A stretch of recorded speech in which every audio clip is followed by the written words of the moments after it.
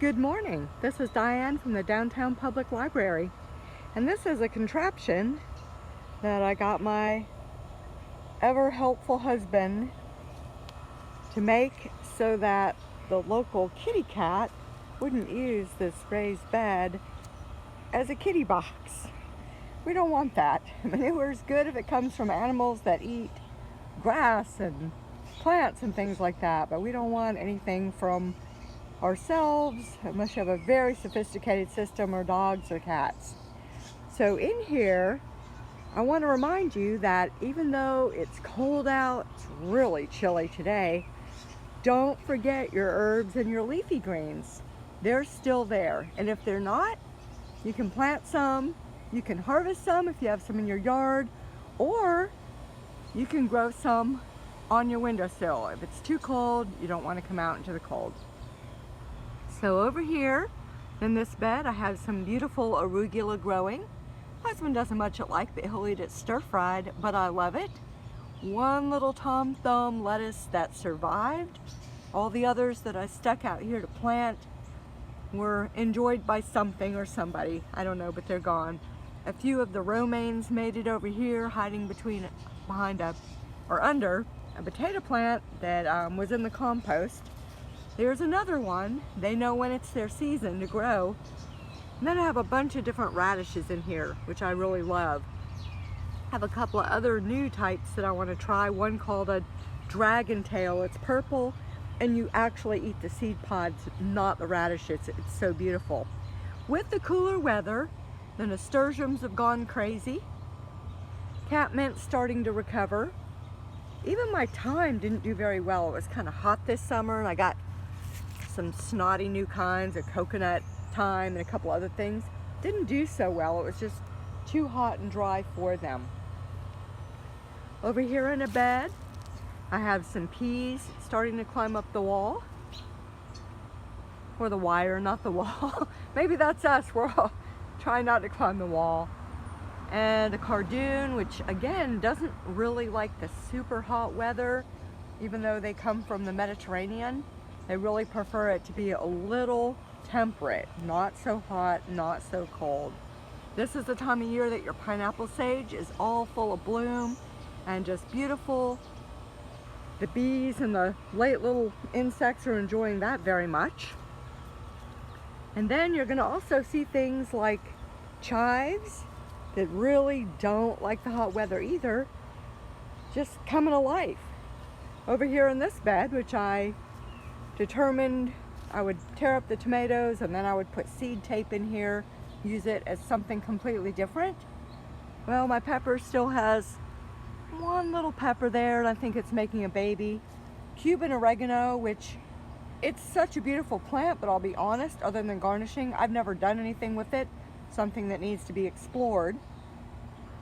Still have basil. And then, of course, the parsley.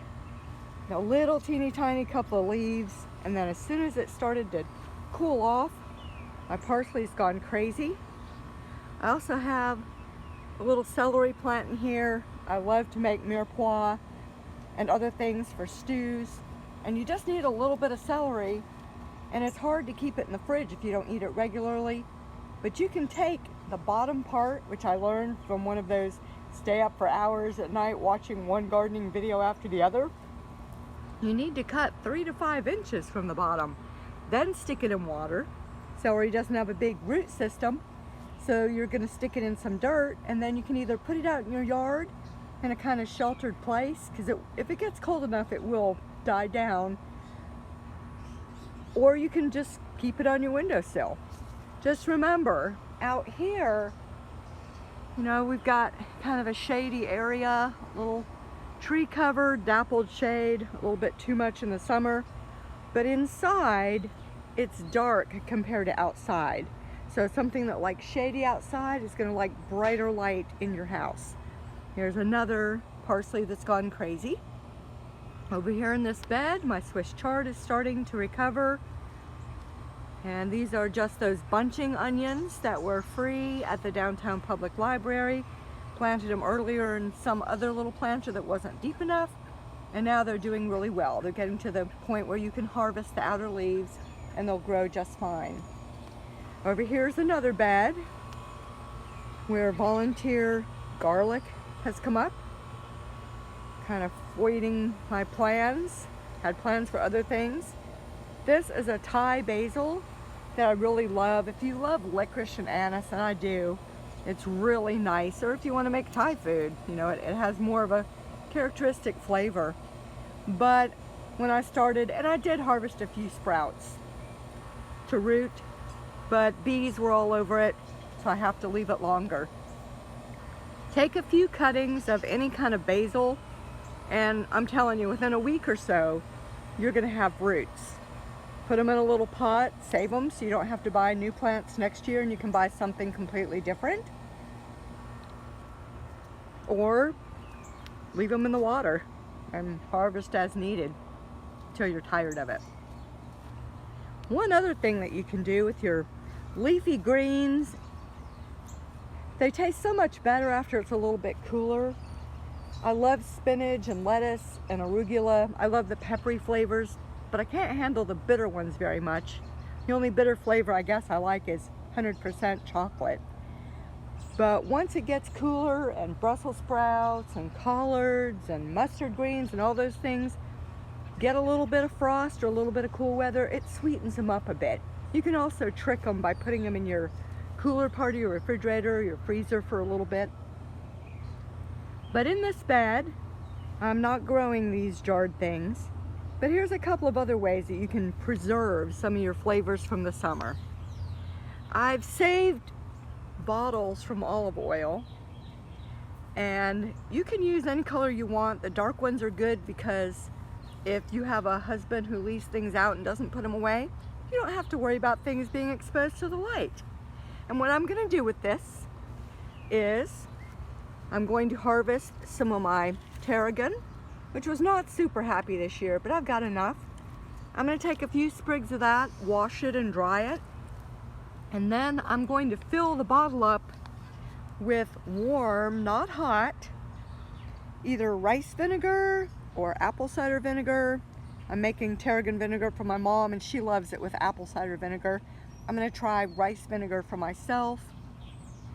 And you just put those sprigs in there, let it sit for 2 or 3 weeks, taste it.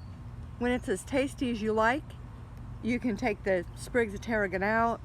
What some people do is bruise them, like you do with your mint to make drinks in the summer. Muddle, you're basically just crushing and mushing them up a bit to get more of the essential oils out. And then you can put a lovely bit in just to look good after you take out the muddled bit. Another thing that I love to do, basil is difficult because it turns brown. If you dry it, it turns brown. You can freeze it in water, like in ice cubes, it'll stay green. I should have put a little bit more oil in this, but it's okay, it's a little bit brown. Pick your basil leaves, wash them and dry them, put them in your food processor with whatever kind of oil makes you happy. I had some lovely olive oil from a local shop that's artichoke and garlic flavored and mixed together with the basil. As long as you put enough oil in there, it will stay green. When it's exposed to oxygen, it turns brown. Still tastes pretty good to me. And then you can just use it with pasta or rice or chicken or any dish you like. Add nuts, pine nuts or walnuts, garlic, and good Parmesan cheese from one of our local cheese shops, and you've got some great pesto. So even though it looks like the end of the garden season, it's not. Still not too early to start looking at catalogs and planning your garden for next year. But don't forget about your happy herbs, the chives, the parsleys, the chervils, even the lovely leaves of this nasturtium. They're edible, and the flowers are. Fancy up your salads. Take in a few flowers from your pineapple sage or other things that are starting to grow. Now the strawberries are getting happy. I'm like, golly gee, guys, I hope you have time. And in not too much time, it'll get a little bit cooler and I'll be forced to remove some of those plants that I've just let hang on just for the last minute. But it's never too late. And here, This is November 4th, the day after Election Day. This is a day that theoretically we should have already have had 2 or 3 or more frosts. These things should be dead, but they're not. So I say go with it, enjoy your planting for as long as you can. You never know what plants are going to do. They'll adapt, and you might just come up with one that loves cold, nasty weather when it shouldn't. Have a great day. Enjoy your leafy greens, no matter what color they are. Put some up, enjoy them in the winter. Dig up a few of your little chives, parsley, mint, basil. Put them on your windowsill to cheer you up and flavor your food in the winter. I'll see you next time when we'll be talking about seed tapes.